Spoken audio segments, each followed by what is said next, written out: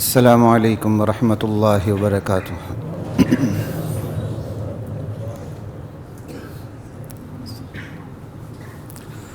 ان الحمد للہ نحمدہ ونستعینہ ونستغفرہ ونؤمن بہ ونتوکل علیہ ونعوذ باللہ من شرور انفسنا ومن سیئات اعمالنا من یہدہ اللہ فلا مضل لہ ومن يضلله فلا هادي له ونشهد أن لا إله إلا الله وحده لا شريك له ونشهد أن محمدًا عبده ورسوله أما بعد فأعوذ بالله من الشيطان الرجيم بسم الله الرحمن الرحيم سبحان الذي أسرى بعبده ليلا من المسجد الحرام إلى المسجد الأقصى، پاک ہے وہ ذات جو اپنے بندے کامل کو مسجد حرام سے مسجد اقصی تک لے گیا۔ الذی بارکنا حولہ، وہ مسجد اقصی جس کے گرد و پیش میں ہم نے برکتیں رکھ ڈالی۔ لنریہ من آیاتنا، اور اس سیر کا، اس اسراء کا، اس معراج کا مقصد یہ ہے ہم اپنے بندے محمد الرسول اللہ صلی اللہ تعالی علیہ وآلہ وسلم کو اپنے عجائبات قدرت دکھانا چاہتے تھے۔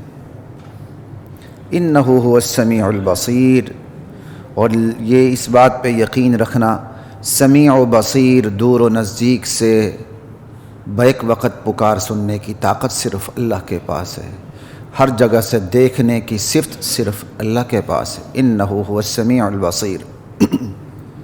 حضرات محترم، معراج النبی صلی اللہ تعالی علیہ وآلہ وسلم کے حوالے سے ہماری یہ تیسری اور آخری نشست ہے انشاءاللہ تعالی۔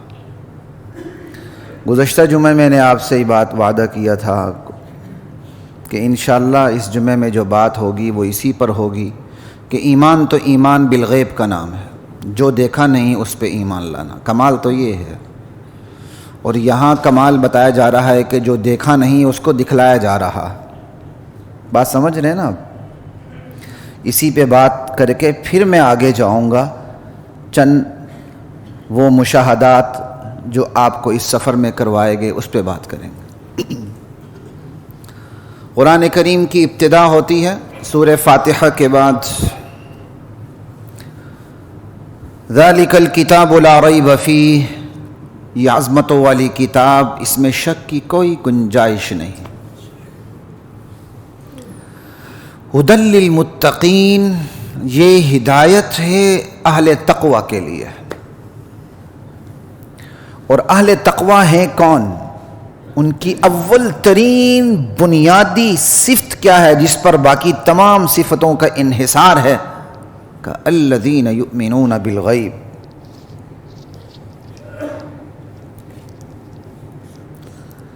کہ وہ غیب پر ایمان رکھتے ہیں۔ اس پہ ہم بات کریں گے ایمان کسے کہتے ہیں اور غیب کسے کہتے ہیں۔ اس کے بعد پھر لنریہ من آیاتنا کے ساتھ اس کا تعلق بنتا کیسے ہے۔ سب سے پہلے ہم ایمان کو دیکھتے ہیں۔ ایمان کے اگر ہم لغوی معنی میں چلے جائیں، اس کے لٹرل میننگ کی طرف چلے جائیں، تو ایمان کہتے ہیں کسی کی بات کو کسی پر اعتماد کرتے ہوئے یقینی طور پہ مان لینا۔ کسی کی بات کو کسی پر اعتماد کرتے ہوئے، مشاہدہ کرتے ہوئے نہیں، کسی کی بات کو کسی پر بھروسہ کرتے ہوئے یقینی طور پر، عام نہیں، یقینی طور پر مان لینا،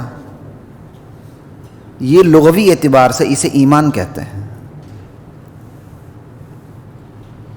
اور اگر آپ نے ایک چیز دیکھ لی، ایک شخص ہے وہ سفید کو سفید کہہ رہا ہے، سیاہ کو سیاہ کہہ رہا ہے، اور آپ اس کے ساتھ کھڑے ہیں، تو آپ کہتے ہیں جی یہ ٹھیک کہہ رہا ہے، تو یہ لغوی اعتبار سے ایمان نہیں ہے، کیونکہ آپ اس پر اعتماد کرتے ہوئے نہیں کہہ رہے ہیں کہ آپ کو اس پر اعتماد ہے، وہ سفید کو سفید، سیاہ کو سیاہ کہہ رہا ہے، بلکہ آپ مشاہدہ کر رہے ہیں۔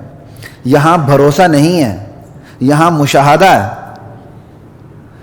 ایمان لغوی اعتبار سے کہتے ہیں کسی کی بات کو کسی پر بھروسہ کرتے ہوئے تسلیم کر لینا۔ بات سمجھ آ رہی ہے نا؟ تو اصطلاحی معنوں میں ایمان کسے کہیں گے؟ نبی صلی اللہ علیہ وسلم کی باتوں کو آپ پہ اعتماد کرتے ہوئے مان لینا، یہ ایمان ہے۔ نبی علیہ السلام کی باتوں کو، فرامین کو نبی علیہ السلام پر اعتبار کرتے ہوئے، نہ کہ خود مشاہدہ کرتے ہوئے، ہمارا کوئی مشاہدہ نہیں ہے، آپ پر اعتماد کرتے ہوئے، اور یہ اعتماد بھی اندھا اعتماد نہیں ہے بلکہ دیکھا بھالا اعتماد ہے، دلائل کی روشنی میں اعتماد ہے، سمجھائی؟ اہل ایمان اندھے بہرے بن کے نہیں کرتے، یہ اہل ایمان کی صفت ہے۔ لم یخروا علیہا صما وعمیانا، اہل ایمان اندھے بہرے بن کے نہیں رہتے، اندھے بہرے بن کے گرتے نہیں، دلیل کی قوت پہ ایک بات کو مانتے ہیں، ٹھیک ہے؟ یہ تو ہوا ایمان، کہ ایمان اصطلاحی طور پر کسے کہتے ہیں؟ نبی علیہ السلام کی تمام تر تعلیمات کو آپ پر اعتماد کرتے ہوئے مان لینے کا نام ایمان ہے۔ غیب کسے کہتے ہیں؟ غیب کہتے ہیں جو آپ سے پوشیدہ ہو، ما غاب عنک، الغیب ما غاب عنک، غیب کیا ہے؟ جو آپ سے پوشیدہ ہو۔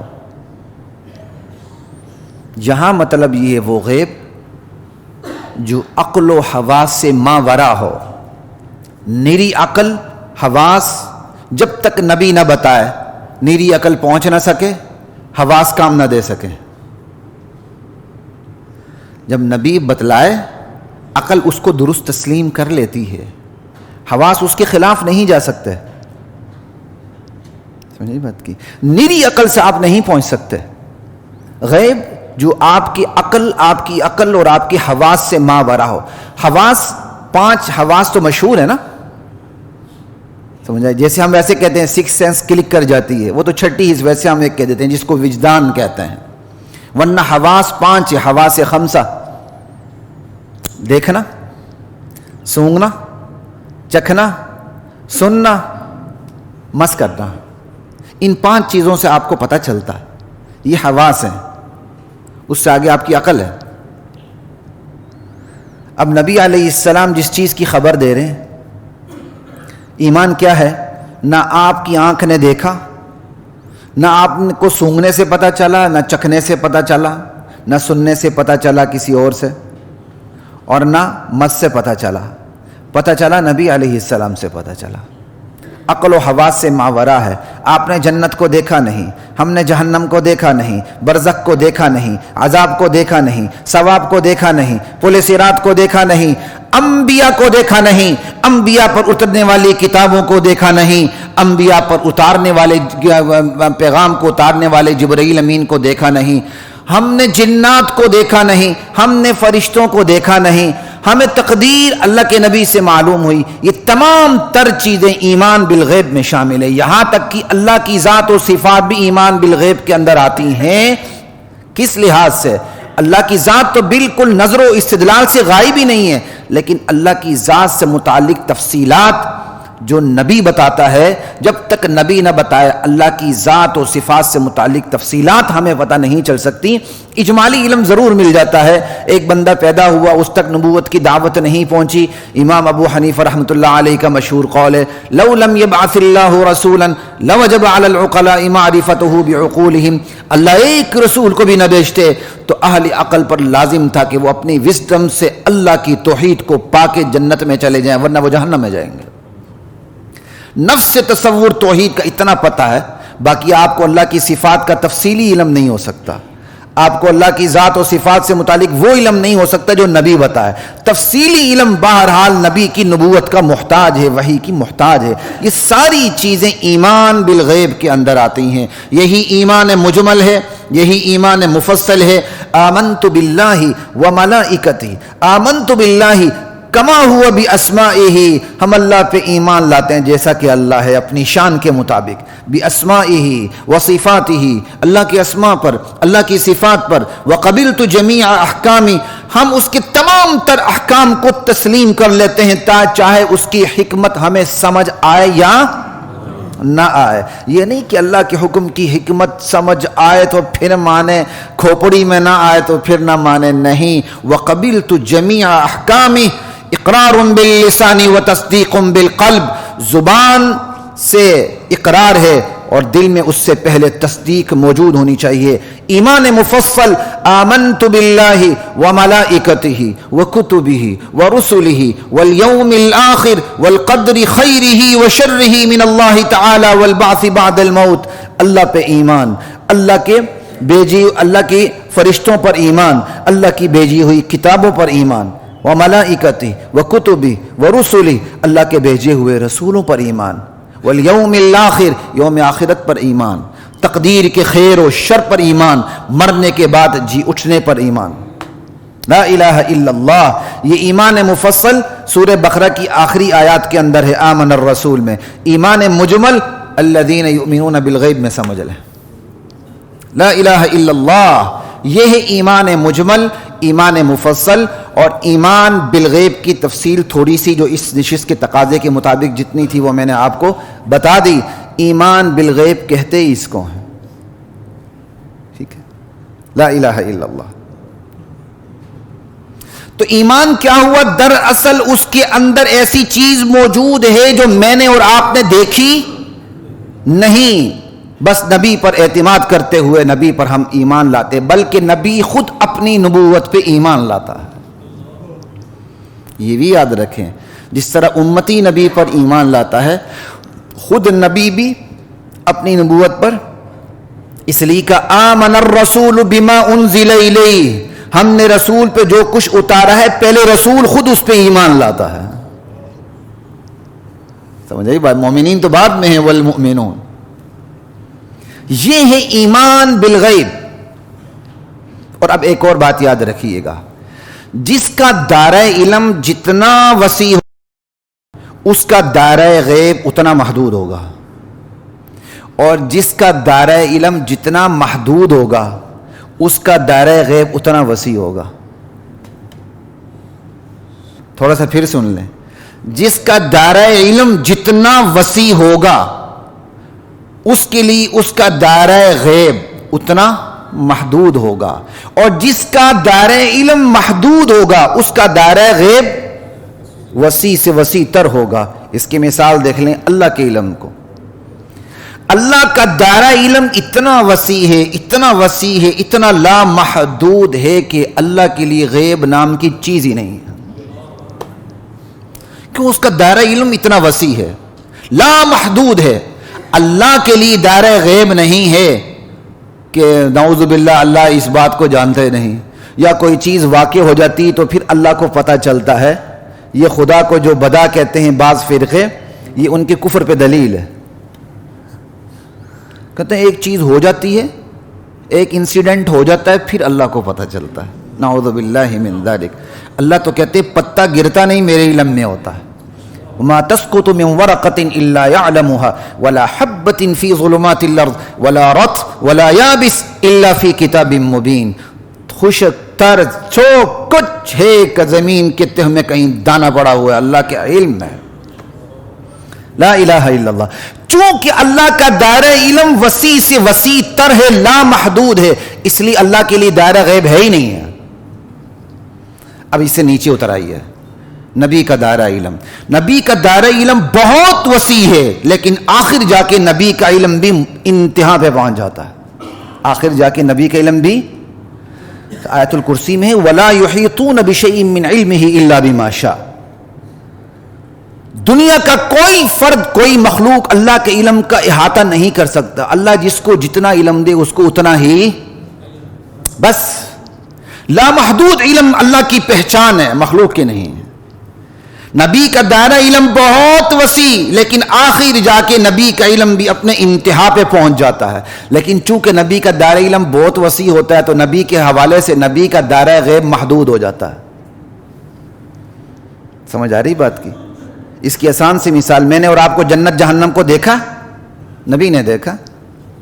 اب نبی کے لیے دائرہ غیب نہیں ہے. میں نے اور آپ نے حوض نہر کوثر کو دیکھا نہیں، نبی نے دیکھا. نبی نے تو جنت میں جنتیوں کی آہٹ سنی ہے.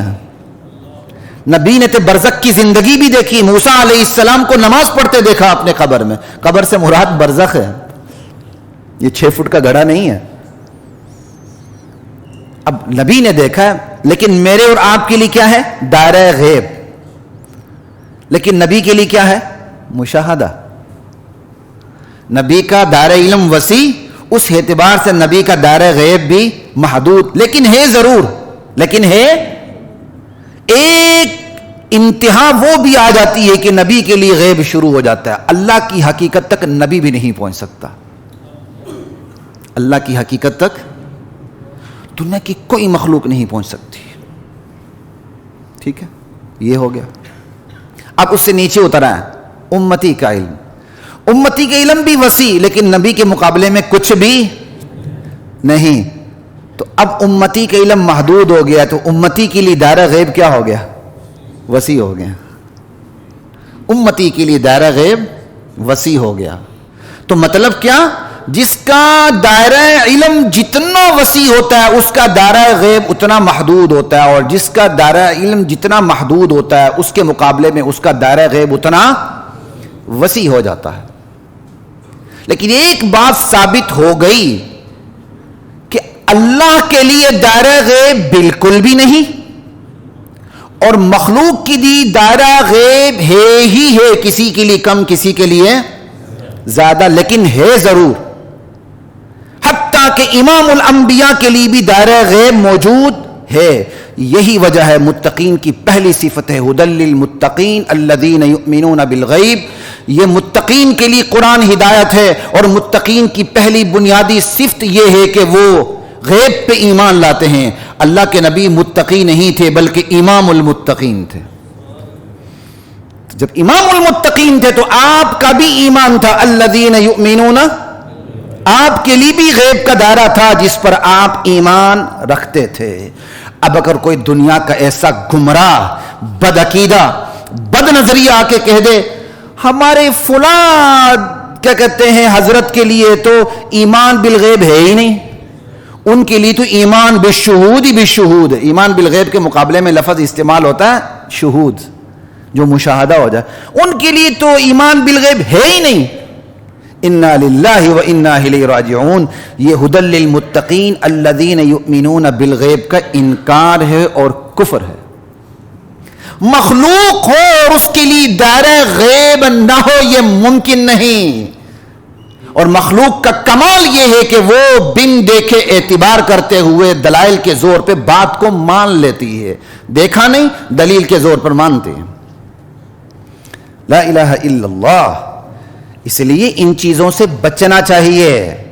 دائرہ غیب مخلوق کے لیے موجود ہے کم یا زیادہ، اللہ کے لیے غیر موجود ہے. اگر کوئی یہ کہہ دے دائرہ غیب فلاں شخص کے لیے ہے ہی نہیں بالکل، تو اس نے اس شخص کو کس کے مرتبے پہ کھڑا کر دیا؟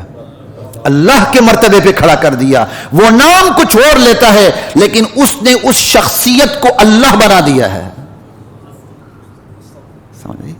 اور یہ مشرکین کا پرانے جراثیم ہے، پرانا جرم ہے.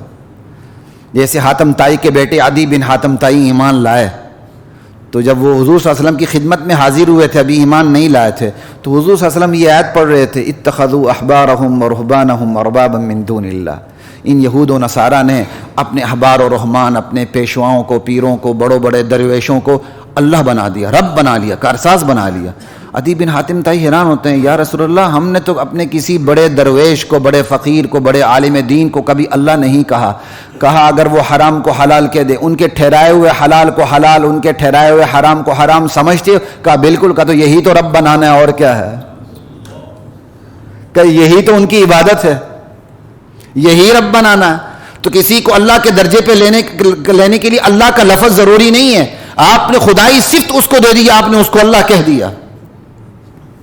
یہ بڑے بڑے گمراہ فرقے دنیا میں موجود ہیں جو اپنے ساتھ اسلام کا لیبل لگاتے ہیں لیکن دراصل وہ مسلمان نہیں ہیں. ان کے بارے میں اسلام کی تعلیمات بالکل واضح ہیں. ہماری نیک دلی کے ساتھ ان کو یہی تعلیم ہے کہ آ جائیں صراط مستقیم پر. قرآن واحد کتاب ہے، مطالعہ کر لیں انشاءاللہ. قرآن تو ہے ہی فرقان، حق و باطل کو واضح کر دیتا. اب سوال یہ پیدا ہوتا ہے جب کمال ہی ایمان بالغیب ہے تو پھر نبی علیہ السلام کو مشاہدہ کروانے کا مطلب کیا ہے؟ تو دراصل نبی علیہ السلام کو ایمان بالغیب ہوتے ہوئے ایمان بالغیب کے بعد، یہ دونوں باتیں یاد رکھیں، نبی علیہ السلام کا ایمان بالغیب تھا، ایمان بالغیب کے ہوتے ہوئے اور ایمان بالغیب کے بعد کچھ ایسے مشاہدات کروائے گئے جو امتی کو نہیں کروائے گئے. یہ چند حکمتیں اس کے اندر پوشیدہ تھیں. 5-6 حکمتیں بتا دیتا ہوں پھر میں آگے چلتا ہوں.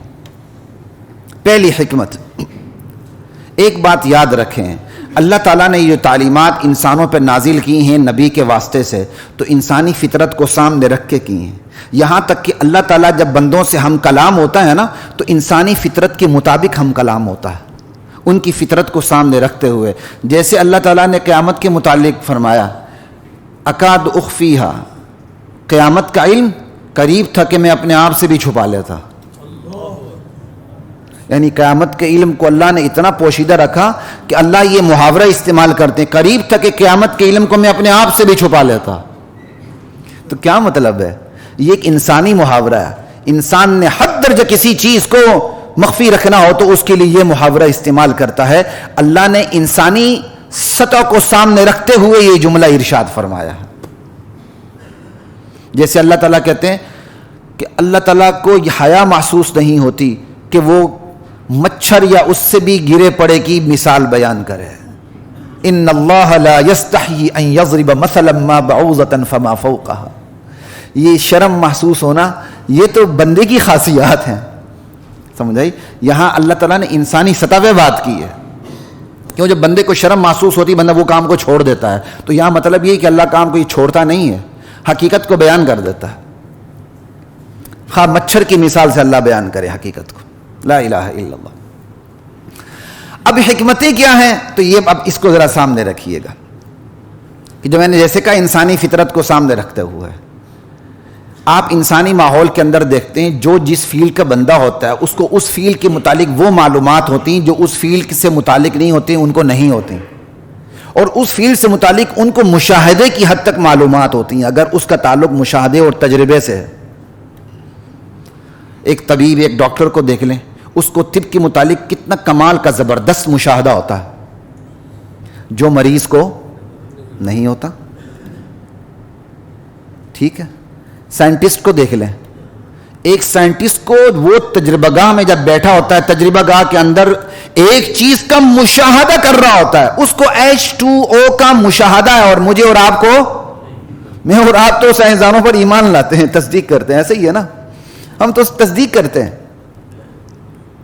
ٹھیک ہے، تو ہر فیلڈ کے اندر کچھ ایسے بندے ضرور ہوتے ہیں جو اپنے میدان کے ایسے شاہ سوار ہوتے ہیں کہ ان کو اپنے میدان کے متعلق مشاہداتی علم ہوتا ہے.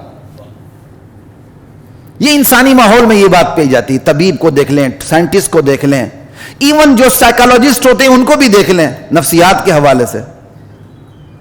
اور سب سے بہترین مثال تو سائنسدانوں کی ہے. کیا ہر بندہ سائنسدان ہے دنیا میں؟ لیکن کتنی آسانی کے ساتھ ہم سائنسدان کی باتوں کو مان لیتے ہیں، کبھی سوچا ہے؟ لیکن ایمانداری سے بتا، اتنی آسانی سے ہم دین کی بات کو مانتے ہیں؟ بس اپنے ایمان کو ٹٹولے میرے سمیت. حالانکہ سائنسدانوں کے نظریے غلط بھی ہوتے ہیں، پہلے وہ مفروضے پہ آتے ہیں، نظریے پہ آتے ہیں، ایون نظریہ بھی غلط ثابت ہوتا رہتا ہے. وہ تو چند کائناتی سچائیاں ہوتی ہیں، یونیورسل ٹروتھ ہوتے ہیں جو غلط نہیں ہوتے، بلکہ تو اکثر تو نظریات تبدیل ہوتے رہتے ہیں. اس کے باوجود سائنٹسٹ ایک بات کر دے فوراً وہیں لملیٹ ہو جاتے ہیں، سرنڈر ہو جاتے ہیں. تو کیا آپ نے دیکھا ہوتا ہے، مشاہدہ کیا ہوتا ہے؟ نہیں کیا ہوتا. آپ سائنسدان پہ یقین رکھتے ہیں. خدا کے بندو، نبی پر تو یقین رکھو. تو یہ اصل بات یہ کہ ہر میدان کے جو شاہ سوار ہوتے ہیں ان کے سامنے کچھ مشاہدات ہوتے ہیں جو اس میدان کے شاہ سوار جو نہیں ہوتے ان کے سامنے وہ چیزیں نہیں ہوتی ہیں، گویا وہ غیب کے دائرے میں ہوتی ہیں ان سے. بالکل اسی طرح نبی اور رسول نبوت اور رسالت کے شاہ سوار ہوتے ہیں. اپنی فیلڈ کے متعلق اللہ تعالیٰ ان کو مشاہدات کروا دیتے ہیں. بھائی سائنسدانوں کو مشاہدات بھی کون کرواتا ہے؟ اللہ ہی کرواتا ہے نا. چونکہ اللہ تعالیٰ نے ان کو اختیار دی ہو، اوپر سے اللہ نگرانی نہیں کر رہے ہیں، تو اس لیے آپ ان کی کوئی گارنٹی نہیں دے سکتے. نبیوں کو تو اللہ براہ راست خود مشاہدہ کرواتا ہے ہاتھ پکڑ کے، اور اس کی گارنٹی ملتی ہے اللہ کی طرف سے. تو چونکہ نبوت اور رسالت کے میدان کے شہسوار نبی اور رسول ہوتے ہیں، لہذا نبی اور رسول کو من جانب اللہ چند ایسے مشاہدات کروا دیے جاتے ہیں جو مشاہدات امتیوں کو نہیں کروائے جاتے ہیں، یہ نہیں کروائے جاتے۔ یہ دنیا کے اصول کو سامنے رکھ کے بات سمجھ آ رہی ہے؟ دوسری حکمت، نبی اللہ کا بھی نمائندہ ہوتا ہے اور امتیوں کا بھی نمائندہ ہوتا ہے۔ نبی تو مشترکہ نمائندہ ہے نا، اللہ کا بھی اور امتیوں کا بھی۔ آپ کا جرگہ بیٹھتا ہے، آپ کی پنچایت بیٹھتی ہے، تو کیا پورا گاؤں پنڈ وہاں حاضر ہوتا ہے؟ نہیں، چند لوگ ہوتے ہیں جو پنچایت میں بیٹھنے والے ہوتے ہیں۔ اب ان کو اس صورتحال کا ادراک ہوتا ہے، باہر والوں نے سب کچھ ان کو سونپ دیا ہوتا ہے، بس جو وہ کہتے ہیں اس پر وہ مان لیتے ہیں، گویا وہ ایمان لاتے ہیں نا، بس ٹھیک ہے، حالانکہ ایمان کا لفظ تو درست نہیں ہے، بس تصدیق کرتے ہیں، بس ٹھیک ہے، نمائندے ہیں۔ بالکل اسی طرح نبی اور رسول اللہ کا نمائندہ ہے، اور ایک حوالے سے امتیوں کا بھی نمائندہ ہے۔ اب نبیوں کو اللہ تعالیٰ بطور نمائندہ مشاہدات کروا دیتے ہیں اور کہتے ہیں امتی اس مشاہدے کو اپنے لیے بھی کافی سمجھ لو۔ کوئی بات سمجھ آ رہی ہے؟ تیسری بات، اللہ انعام کے طور پر اپنے نبیوں کو مشاہدات کرواتے ہیں۔ ایمان کا وہ درجہ ہوتا ہے نبیوں کا، ایمان کا وہ درجہ ہوتا ہے نبیوں کا کہ اللہ تعالیٰ بطور انعام حساب کتاب سے پہلے ہی مشاہدہ کروا دیتے ہیں۔ ہمیں مشاہدات کب ہونے ہیں؟ جب مرنے کے بعد اٹھیں گے، پل صراط کا بھی مشاہدہ ہوگا، جنت کا بھی مشاہدہ ہوگا، جہنم کا بھی مشاہدہ ہوگا، انشاءاللہ ہم اللہ کا دیدار بھی کریں گے، براہ راست اللہ کا مشاہدہ ہوگا، ہم فرشتوں کو بھی دیکھیں گے، براہ راست فرشتوں کا بھی مشاہدہ ہوگا۔ لیکن اس حساب کتاب سے پہلے اللہ تعالیٰ انعام کے طور پر اپنے نبیوں کو مشاہدہ کروا دیتا ہے۔ یہ ایکسیپشنل کیس ہے۔ چوتھی کہ تیسری؟ چوتھی۔ اللہ تعالیٰ نبیوں کے ایمان پر اعتماد کرتے ہوئے مشاہدہ کرواتے ہیں۔ ہر بندے کا ایمان ڈاواں ڈول ہو سکتا ہے مرنے سے پہلے تک، نبیوں کا ایمان ڈاواں ڈول۔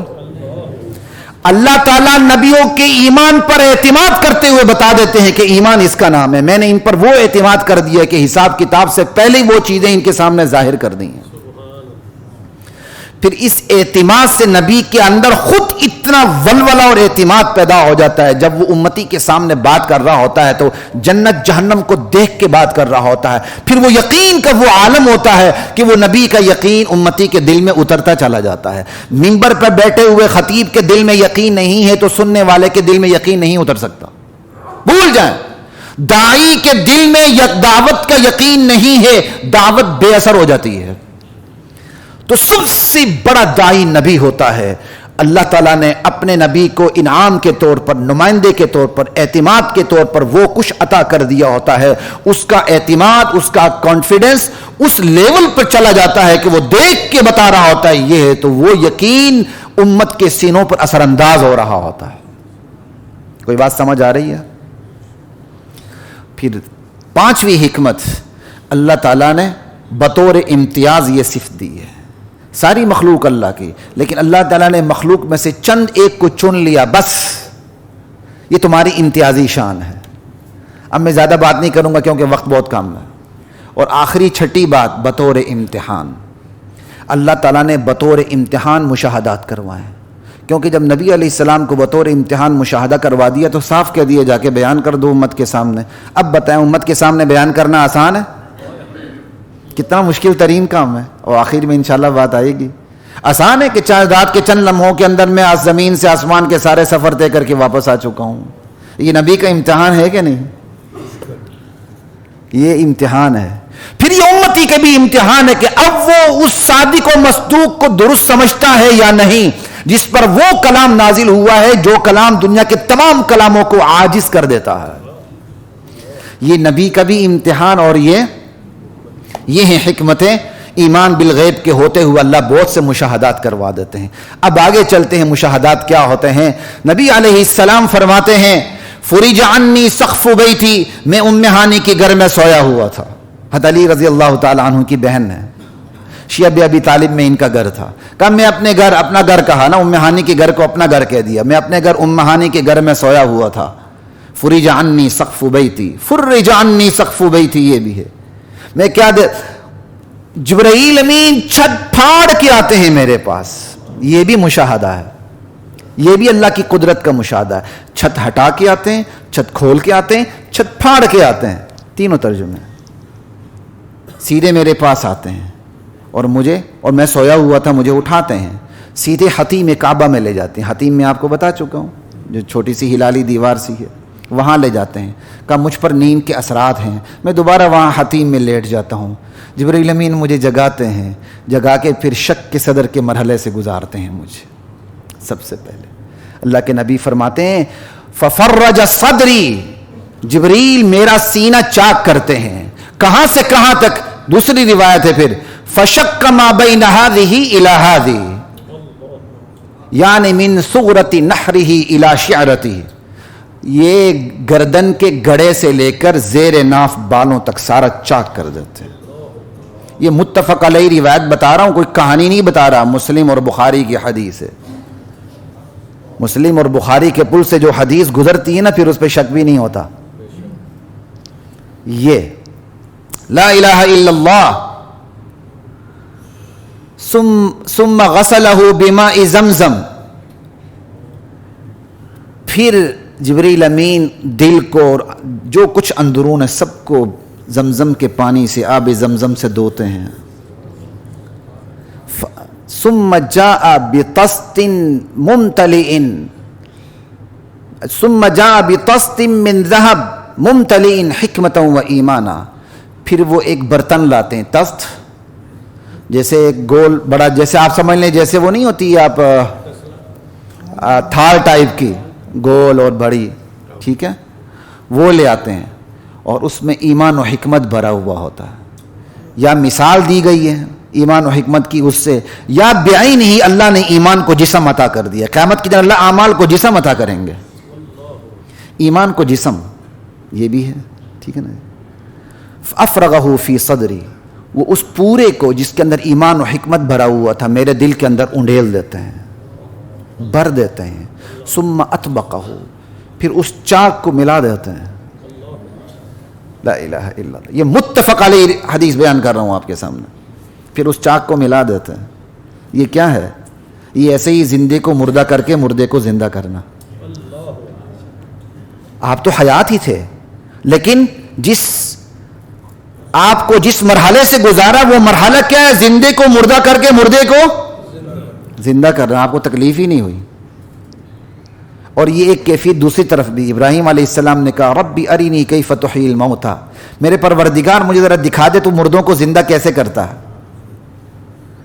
کہا ایمان نہیں ہے؟ کتنا پیارا جملہ ہے. کہا یا اللہ ایمان ہے، ذرا مشاہدہ بھی کرنا چاہتا ہوں، آنکھوں سے دیکھنا بھی چاہتا ہوں.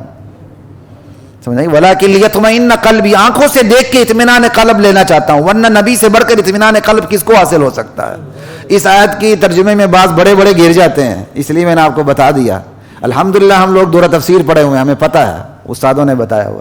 ولیکن لیطمئن قلبی، تو پھر اللہ نے کہا کہ 4 پرندے پکڑ لو. فخذ 4 من الطیر، مار مور کے ملا کے رکھ دو، پھر دیکھ لو. آپ کے سامنے پھر کیا ہوا؟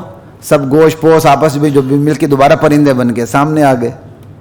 ابراہیم نے سوال کیا، سوال کے جواب میں اللہ تعالیٰ نے پرندوں کو زندہ کر کے دکھا دیا. یہاں حضور نے سوال بھی نہیں کیا، اللہ تعالیٰ نے زندے کو مردہ، مردے کو زندہ کر کے خود نبی علیہ السلام کی جان پہ کر کے بتا دیا سارا کچھ، بغیر سوال کے. مشاہدہ بھی پرندوں پہ نہیں بلکہ محمد الرسول اللہ کی جان اطہر پہ. حالانکہ آپ فوت نہیں ہوئے، لیکن پورے پروسیس سے گزارا آپ کو. اس سے پھر آپ کا ایمان کتنا بڑا ہوگا. پہلے ایمان اور انڈیل دیا، پھر ایمان اس سے کتنا بڑا ہوا. لا الہ الا اللہ. یہ پھر اللہ کے نبی فرماتے ہیں کہ پھر میرے پاس ایک جانور لایا گیا جو خچر سے چھوٹا، دون البغل وفوق الحمار، کھوتے سے بڑا، سفید، جسے براق کہتے ہیں. وقت کا میں عربی نہیں پڑھوں گا حدیث، ورنہ حدیث میں بڑی برکت ہوتی ہے پڑھتے ہوئے. پھر مجھے اس پہ بٹھایا گیا اور اس کی حد رفتار کا یہ عالم تھا، جہاں تک اس کی نظر پڑتی تھی وہاں تک اس کا ایک قدم اٹھتا تھا.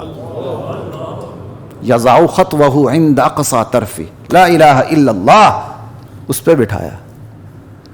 آج سائنسدانوں کو اس بات کا اعتراف ہے کہ حد رفتار کی کوئی حد مقرر نہیں کی جا سکتی۔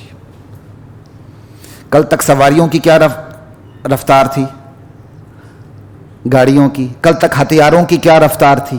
آج کی سواریوں کی کیا، جو سواریوں کے لیے چیزیں استعمال ہوتی ہیں ان کی رفتار کیا؟ آج کے ہتھیاروں کی رفتار کیا؟ آج جو میزائل کی رفتار ہے، کیا خالص سائنسی اور مادی نقطہ نظر سے بھی انکار ممکن ہے کہ کل ہوائی مسافروں کے لیے جو ہوائی جہاز ہوتے ہیں ان کی بھی یہی رفتار ہوگی؟ انکار ممکن نہیں۔ کیا پتہ کل ٹرینوں کی یہی رفتار ہوگی؟ انکار ممکن۔ کیا پتہ کل خود انسان کی یہی رفتار ہوگی؟ ایسا ہے کہ نہیں؟ دجال آئے گا نا، کہاں سے کہاں، مغرب سے مغرب میں کیسے جائے گا؟ تو ایسی ٹیکنالوجی کے جہاز کی ضرورت ہی نہ پڑے، بندہ اڑے۔ آج کل اڑتا ہے کہ نہیں بندہ؟ آج کل بھی اڑتا۔ خالص مادی نقطہ نظر سے بھی کوئی انکار ممکن نہیں۔ یہ تو سائنس ہے۔ سائنس جتنی ترقی کرے گی معراج کی اتنی تصدیق ہوتی چلی جائے گی۔ اگرچہ ہمارا ایمان کا مدار سائنس پر نہیں ہے، کیوں؟ سائنس تو مخلوق کا علم ہے، ہمارا تو اعتماد ہی اللہ کے براہ راست اللہ کے علم پر، اللہ کی قدرت پر ہے، نبی کے واسطے سے صلی اللہ علیہ وسلم۔ براق پہ آپ کو بٹھایا جاتا ہے، بیت المقدس لے جایا جاتا ہے، راستے میں بھی بہت کچھ دیکھتے ہیں، یہ قدرت کی نشانیاں ہیں۔ بیت المقدس پہنچتے ہیں، بیت المقدس میں نماز پڑھتے ہیں اور انبیاء کو دیکھتے ہیں۔ پھر انبیاء، یہ بھی قدرت کی نشانی۔ انبیاء تو قبروں میں تھے، اللہ تعالیٰ نے سب کو وہاں جمع کر دیا روحوں کے ساتھ، روح بھی جسم بھی، چاہے روح کو جسم دے دیا ہو یا جسم کی کاپی روح کو دے دی ہو یا بعین ہی جسم اٹھا کے لائے ہوں۔ ٹھیک ہے، لا الہ الا اللہ، سوائے حضرت عیسیٰ علیہ السلام کی، کیونکہ حضرت عیسیٰ علیہ السلام اسی جسم کے ساتھ اوپر اٹھائے گئے ہیں، وہ اپنے اصلی جسم کے ساتھ سامنے آئے ہیں۔ پھر براق اور معراج کے ذریعے آسمانوں کا سفر، پھر آسمان کے وجود کا مشاہدہ، پھر بیت المعمور کے اندر جانا۔ بیت المعمور فرشتوں کا کعبہ ہے 7ویں آسمان پر، بالکل اسی کعبہ کے محاذات میں روزانہ 70,000 فرشتے اس پہ نماز پڑھتے ہیں اور قیامت تک ان کی باری نہیں آ سکتی۔ پھر آپ کو سدرۃ المنتہا لے جایا جاتا ہے۔ اللہ اکبر۔ سدرۃ المنتہا ہی اصل مرکز تجلیات ہے۔ سدرہ بیری کے درخت کو کہتے ہیں، بیری کے درخت کو سدرہ کہتے ہیں۔ اللہ کے نبی فرماتے ہیں بیری کے پتے ایسے تھے جیسے ہاتھی کے کان ہوتے ہیں، اور اس کے بیر ایسے تھے جیسے مٹکے ہوتے ہیں، اور اس کی جڑیں 6 آسمان پہ، اس کا پھیلاؤ 7ویں آسمان پہ۔ اللہ اکبر۔ یہ سدرہ، اور المنتہا انتہائی جگہ، سدرۃ المنتہا بس مقام انتہا، اوپر سے اللہ کی طرف سے جو چیز آتی ہے وہ سدرۃ المنتہا کے آپ پہ آ کے رک جاتی ہے، فرشتے اس کو وصول کرتے ہیں، اور نیچے سے جو چیز جاتی ہے سدرۃ المنتہا پہ جا کے رکتی ہے، اللہ براہ راست اس کو اوپر اٹھاتے ہیں۔ مخلوق کے علم اور عروج کی آخری حد سدرۃ المنتہا ہے، سدرۃ المنتہا کے آگے کوئی نہیں جا سکا۔ یہی سدرۃ المنتہا مخلوق کے عروج اور علم کی آخری حد ہے۔ لا الہ الا اللہ۔ سدرۃ المنتہا کے بارے میں کچھ سن لیں۔ فلما غشیہا ما غشیہا من امر اللہ تغیرت، اللہ کے حکم سے اللہ کے حکم نے جب اس کو ڈھانک لیا تو اس کے حسن و جمال نے وہ کروٹ لی کہ مخلوق میں سے کوئی فرد اس کے حسن و جمال کو بیان نہیں کر سکتا۔ اور اللہ کے نبی فرماتے ہیں غشیہا الوان لا ادری ما ہی، میں نے سدرۃ المنتہا درخت کو دیکھا تو اس کو ایسے رنگوں نے ڈھانپا ہوا تھا کہ میں ان رنگوں کی حقیقت کو نہیں جانتا۔ اس یغش السدرۃ ما یغشا، ابن مسعود فرماتے ہیں سدرہ پہ چھا رہا تھا جو کچھ چھا رہا تھا، سونے کے پروانے، یا سونوں سے تشبیہ دی ہوئی یا خود سونے کے ہی پروانے جو اس کی فضا میں منڈلا رہے ہیں، اس کے گرد منڈلا رہے ہیں، فرشتوں کی پروں کی چمک، اللہ کے جلال اور عظمت کا نور، سونے کے پروانے، پھر اس کے اوپر ایسی رنگ جس کو اللہ کے سوا کوئی جانتا ہی نہیں، اس نے ایک ایسی فضا پیدا کر دی، مرکز تجلیات ہے۔ ایسے میں فاوحا الی عبدہ ما اوحا، اللہ تعالیٰ نے اپنے نبی پر وحی بھیجی، 50 نمازیں فرض کر دی جو 5 تک پہنچ گئیں۔ اسی سدرۃ المنتہا کے پاس جبرائیل امین کو اللہ کے نبی نے اصل شکل میں دیکھا، وَلَقَدْ رَآهُ نَزْلَةً أُخْرَى عِنْدَ سِدْرَةِ الْمُنتَهَا، اور آپ نے جو معراج کے موقع پر جبرائیل امین کو دیکھا ہے دوسری مرتبہ، ایک مرتبہ تو آپ نے نیچے زمین میں دیکھا ہے، اور ایک مرتبہ کیا کہتے ہیں کیا معراج کے، اور معراج کے موقع پر آپ کو 2 دفعہ دکھایا گیا۔ ایک دفعہ تو جبرائیل امین سبز لباس پہنے ہوئے آسمان کے کرانوں تک ان کا وجود پھیلا ہوا ہے، اور دوسری مرتبہ کیسے دیکھا؟ اللہ کے نبی فرماتے ہیں میں فرشتوں کے مجمع سے گزرا، مجلس سے گزرا، میں نے جبرائیل کو دیکھا تو کالحلس البالی من خشیت اللہ عز وجل، وہ اللہ کے خوف سے ایسی کپ کپی تاری تھی جیسا پرانا بوسیدہ ٹاٹ ہوتا ہے۔ یہ امت کو پیغام ہے، یہ تو امت کو پیغام ہے۔ اب میں اس پہ زیادہ تبصرہ نہیں کر سکتا، وقت میرے پاس کم ہے، شاید 1-2 منٹ میں آپ کی زیادہ لے لوں کیونکہ اس نشست کو میں نے ختم کرنا۔ لا الہ الا اللہ، یہ ہے سدرۃ المنتہا، ٹھیک ہے، یہی سدرۃ المنتہا پہ جبرائیل امین سے ملاقات، اور اسی سدرۃ المنتہا کے پاس جنت ہے، عند سدرۃ المنتہا عندها جنت المأوى، اسی سدرۃ المنتہا کے پاس جنت ہے، اور اسی سدرۃ المنتہا کے آس پاس اللہ کے نبی نے اسمع فیہ صریف الاقلام، تقدیر کے کلموں کی سننے کی آوازیں سنی ہیں۔ تقدیر تو لکھی گئی ہے، لوح محفوظ سے اس تقدیر کو فرشتے نوٹ کرتے ہیں، کاپی کرتے ہیں، اور اتنے بے شمار فرشتے کاپی کرتے ہیں کہ کلموں کے چلنے کی آواز آپ نے خود سنی۔ اللہ، اسمع فیہ صریف الاقلام، اور یہی سدرۃ المنتہا ہے جس میں آپ کو 3 تحفے دیے گئے، 50 نمازیں جو 5 ہو گئیں، سورہ بقرہ کی آخری 2 آیتیں، آمن الرسول بما انزل الیہ من ربہ والمؤمنون، سارا ایمان مفصل ہے، اور اللہ تعالیٰ کی بارگاہ میں اپنی بے بسی کا اعتراف ہے، اور اللہ تعالیٰ کی بارگاہ میں اپنی عاجزی پیش کرنا ہے، معافی طلب کرنی ہے، ورنہ میں ترجمہ کر دیتا موقع نہیں۔ اور تیسری چیز آپ کو پروانہ جو عطا ہوا کہ آپ کی امت میں سے جو شرک نہیں کرے گا، گناہ کبیرہ کرے گا، بالآخر ایک نہ ایک دن سزا پا گئی یا بغیر سزا کے جنت میں ضرور داخل ہوگا۔ یہ 3 چیزیں آپ کو عطا کی گئیں۔ یہی سدرۃ المنتہا ہے جس کی جڑوں سے 4 نہریں نکلتی ہیں، پانی کی جو متغیر نہیں ہوتا، دودھ کا جو ذائقہ نہیں بدلتا، شراب جو لذیذ ہے، شہد جو صاف شفاف ہے، 4 نہریں سدرۃ المنتہا کی جڑوں سے نکلتی ہیں، اور آپ کو 4 یہی نعمتیں، پانی، دودھ، شراب، شہد کی نعمتیں آپ کو پیش کی گئیں۔ ایک دفعہ بیت المقدس میں زمینی سفر کے دوران جب آپ کو پیاس لگی تو، اور ایک دفعہ سدرۃ المنتہا پہ، علماء کہتے ہیں غالباً انہی 4 نہروں سے بھر کے آپ کو پیالے پیش کیے گئے تھے، اور آپ نے 4 میں سے دودھ کا انتخاب فرمایا تھا، اس کی حکمتیں پھر کبھی بیان کریں گے۔ دودھ کا انتخاب فرمایا تھا، یہ ہے۔ پھر اللہ کے نبی فرماتے ہیں اس کے بعد ثم ادخلت الجنہ، مجھے جنت میں داخل کیا گیا، میں وہاں کیا دیکھتا ہوں؟ موتیوں کے گنبد بنے ہوئے ہیں، اور میں جنت کی مٹی دیکھتا ہوں وہ مشک کی ہے۔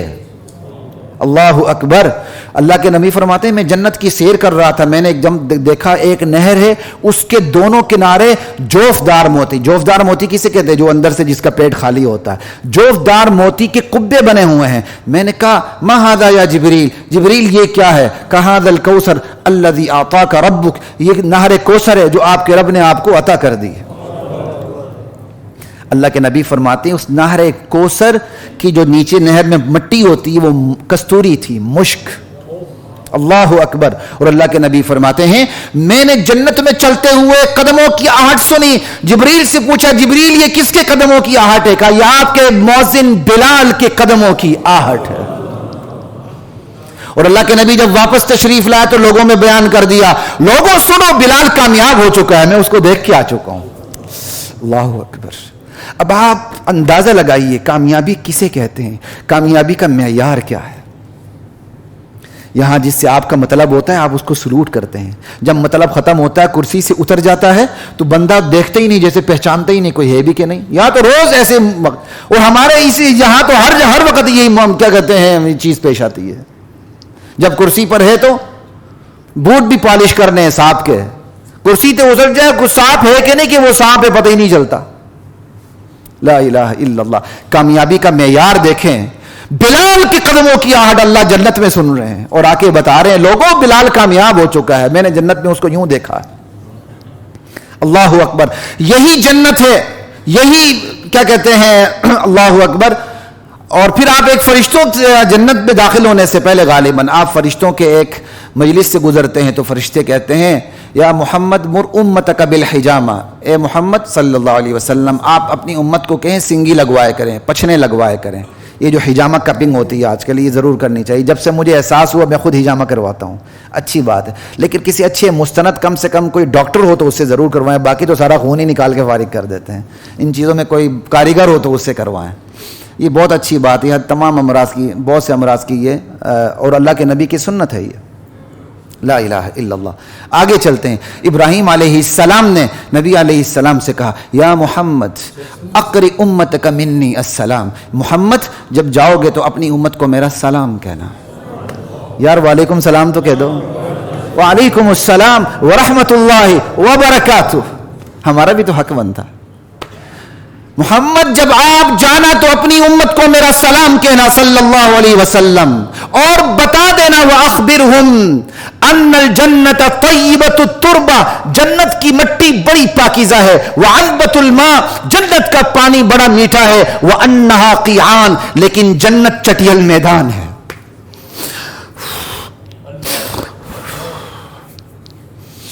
جنت چٹیل میدان ہے، اس میں کاشتکاری کی ضرورت ہے. کاش کے لیے مٹی اچھی ہونی چاہیے اور پانی اچھا ہونا چاہیے. کہا اپنی امت کو بتا دو جنت کی مٹی بھی بہت اچھی، جنت کا پانی بھی بہت میٹھا، لیکن جنت کا میدان چٹیل میدان ہے، اس میں کاشتکاری کی ضرورت ہے. وَأَنَّ غِرَاسَهَا، اور جنت کی کاشتکاری کیا ہے؟ سبحان اللہ والحمد للہ ولا الہ الا اللہ واللہ اکبر. جنت کی کاشتکاری یہ کلمات ہیں. اور ایک دوسری روایت میں چوتھی چیز کا بھی اضافہ ہے، لا حول ولا قوت الا باللہ. یہ ہے جنت کی کاشتکاری، جو جنت کا میدان باغ و بہار میں تبدیل ہو جاتا ہے. اور باغ و بہار والا موسم انشاءاللہ اللہ مجھے اور آپ کو، ہمارے والدین کو، ہمارے بڑوں کو نصیب کرے، آ رہا ہے. اللہم بارک لنا فی شعبان وبلغنا رمضان. سمجھے بات کی؟ اللہم بارک لنا فی شعبان وبلغنا رمضان. یہ ہے لا الہ الا اللہ واللہ اکبر. تو حضرات محترم، اللہ کے نبی نے جنت کا، جہنم کا بھی مشاہدہ فرمایا. اور جہنم میں آپ نے دیکھا کہ چند لوگ ہیں، ناخن پیتل کے ہیں اور اپنے چہروں کو اور اپنے سینوں کو نوچ رہے ہیں. اللہ کے نبی نے فرمایا من ہؤلاء یا جبرائیل، اے جبرائیل یہ کون ہیں؟ تو جبرائیل امین نے عرض کیا ہؤلاء الذین یأکلون لحوم الناس. یا رسول اللہ یہ وہ لوگ ہیں جو لوگوں کا گوشت کھاتے تھے دنیا میں. وَيَقَعُونَ فِي أَعْرَاضِهِمْ، اور لوگوں کی عزتوں پر حملہ کرتے تھے. گوشت کھانا، غیبت کرنا، عزتوں پر حملہ کرتے تھے. اللہ نے ان کو یہ سزا دی ہوئی ہے. آپ نے جنت کا بھی مشاہدہ فرمایا. بہرحال 2 منٹ آپ سے 2-3 منٹ لے رہا ہوں. آپ واپس ان تمام چیزوں کا مشاہدہ کر کے آپ واپس تشریف لائے کعبہ میں. ابو جہل کا گزر ہوا. کہا کوئی خاص بات؟ کہا مجھے معراج ہوئی ہے. کہا سب لوگوں کے سامنے کہو گے؟ کہوں گا. سب کو اکٹھا کر لیا، تالیاں بجی، سیٹیاں بجی، 9 مسلم مرتد تک ہو گیا. اللہ اکبر. اور مشرکین مکہ نے اللہ کے نبی کو کٹہرے میں کھڑا کر دیا. آسان ہے آج بیان کرنا، بہت آسان ہے. آج بیان کرنا بہت آسان ہے. ہم مزے لے لے کے بیان کرتے ہیں. ہمارے نبی کو یہ مشاہدات ہوئے، لیکن مشاہدات کے ساتھ کس کڑے امتحان سے گزرے آپ تصور کر سکتے ہیں؟ کہ مشرکین مکہ نے سادی قومین کو کٹہرے میں کھڑا کر دیا. وہ کٹہرا کون سا؟ حتیم کعبہ کھڑا کر دیا. اور اللہ کے نبی فرماتے ہیں لما کذبتنی قریش، جب مجھے قریش نے جھٹلایا. لما کذبتنی قریش، جب قریش نے مجھے جھٹلایا. کنت فی الحجر، تو میں کہاں کھڑا تھا؟ حجر میں، حتیم کعبہ میں کھڑا تھا. فقربت قربۃ مثل ما قربت مثلہ قط، میں ایسی پریشانی سے گزرا، میں کبھی زندگی میں ایسی پریشانی سے نہیں گزرا تھا. انہوں نے کٹہرے میں کھڑے کر کے مجھ سے سوال شروع کر دیے. بتاؤ بیت المقدس سے آ کر آیا ہو، بیت المقدس کی کیا نشانی ہے؟ کہا میں کوئی نشانی یاد رکھنے تھوڑی گیا تھا. کہا میں کھڑا ہو گیا. کہا نشانی ہے بتاؤ. مشکل ترین وقت آیا کہ نہیں؟ لیکن جو اللہ کے حکم پہ، اللہ کے حکم پر عمل کر گزرتے ہیں نا، اللہ ان کی مشکلات کو بھی دور کر دیتے ہیں. یہ پیغام ہے. اللہ نے اللہ کے نبی نے اپنے اللہ کے کہنے پر کر گزرے، سب کچھ بیان کر دیا. عین موقع پر اللہ کی امداد آ گئی. 1500 کلومیٹر دور بیت المقدس آپ کو صاف نظر آنے لگا. اللہ کے نبی فرماتے ہیں فجل اللہ لی بیت المقدس، اللہ تعالیٰ نے بیت المقدس کو میرے لیے روشن کر دیا. فتفقت اخبرهم عن آیاتی وانا انظر الیہ، وہ مجھ سے پوچھتے تھے، میں بیت المقدس کو دیکھ دیکھ کے جواب دیتا جا رہا تھا. اور ایک روایت میں یہ بھی ہے فرفع اللہ لی بیت المقدس، اللہ تعالیٰ نے بیت المقدس کو میرے لیے بلند کر دیا، اٹھا لیا. اس کا ایک ترجمہ یہ بھی کیا گیا ہے کہ پورے بیت المقدس کو اٹھا کے سامنے رکھ دیا گیا آپ کے. اگر عرش بلقیس آ سکتا ہے تو بیت المقدس کیوں نہیں آ سکتا؟ سمجھ آ گئی حضرات محترم؟ یہ بات یاد رکھیے. ان چیزوں سے نصیحت اٹھائیں. پیغام کیا؟ اتنی مشکل وقت میں اتنی بڑی اللہ کی امداد، یا 15 کلومیٹر کا فاصلہ سامنے سے ہٹا دیا، حجابات دور کر دیے، یا بیت المقدس کو سامنے لے آئے. یہ پوری امت کو پیغام ہے، میرے احکام پر عمل کر گزرو، تمہاری مدد میں نے کرنی ہی کرنی ہے. آج ہم اپنی معیشت کو سود سے پاک نہیں کر سکتے. جتنے ماضی کے حکمران آئے اوپر سے لیاقت علی خان سے لے کر آج تک، سب کے سب سود میں ملوث. کیا ہم سود سے بچ نہیں سکتے؟ انشاءاللہ پھر بچ بھی نہیں سکتے. جتنے مرضی وزیر خزانہ بدل دیں، جتنی مرضی کابینہ بدل دیں، جتنی مرضی آپ حکومتوں کو چلتا کریں، نئی حکومت لاتے جائیں، جو مرضی کریں، اللہ ذوالجلال کی قسم تبدیلی نہیں آ سکتی، نہیں آ سکتی، نہیں آ سکتی. کیوں؟ اللہ اور اس کے رسول سے جنگ کر کے میں اور آپ جیت ہی نہیں سکتے. اس لیے خصوصاً میں اس ادارے والوں سے درخواست کرتا ہوں، جہاں آپ لیز پہ گاڑیاں دیتے ہیں ملازمین کو، یہ ملازمین لیز پہ گاڑیاں لے کے سود میں ملوث ہوتے ہیں اور اس میں ذمہ داران گناہ میں شریک ہوتے ہیں. اس گناہ سے کم از کم بچنے کا ایک طریقہ یہ بھی ہے، کنونشنل بینک سے ہٹ کر جو ہمارے ربا فری بینک ہیں، جن کے بارے میں بہت بڑے ٹرسٹڈ سکالرز کی اوپینین بھی موجود ہے کہ ٹھیک ہے، کم سے کم ان بینکوں کو بھی ایک آدھ یہاں موقع دیا جائے تاکہ کم سے کم واضح حرام سے نکل کے دوسری طرف تو آ سکیں.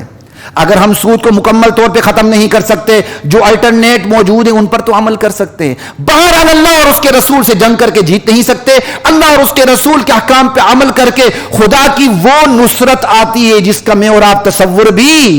بیت المقدس آج بھی اٹھ کے آ سکتا ہے، اللہ کے لیے کیا مشکل ہے؟ ابراہیم کی طرح آگ آج بھی ٹھنڈی ہو سکتی ہے، کیا مشکل ہے؟ موسیٰ علیہ السلام کے لیے سمندر پھٹ پڑا، بالکل وہیں کھڑا رہ گیا. یہ سارے اللہ تعالیٰ کی قدرتیں ہیں. آج بھی سب کچھ ہو سکتا ہے. آج بھی ہو جو ابراہیم کا ایمان پیدا کر سکتی ہے انداز گلستہ پیدا. بس ایمان کی ضرورت ہے. وہ ایمان آپ نے کہاں سے لینا ہے؟ وہ مشاہدات پہ جانے والے نبی اکرم صلی اللہ علیہ وسلم کے سینے اطہر سے لینا ہے. پھر دیکھیں تبدیلی آتی ہے کہ نہیں. وآخر دعوانا الحمدللہ رب العالمین.